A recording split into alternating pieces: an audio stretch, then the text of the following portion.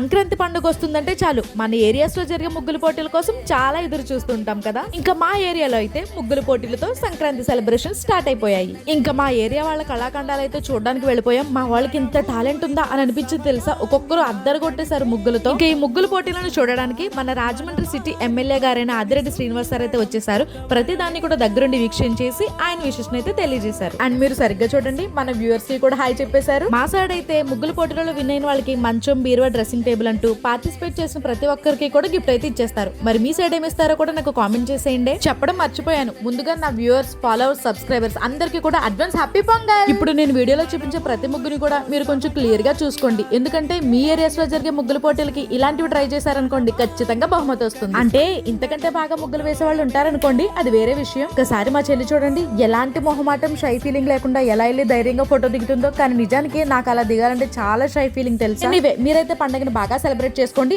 And follow కొట్టేయండి. ఎంతసేపు చూసారు కదా, ఆ ఫాలో ఏదో కొట్టేశారనుకోండి, నేను కూడా పండుగ చేసుకుంటాను.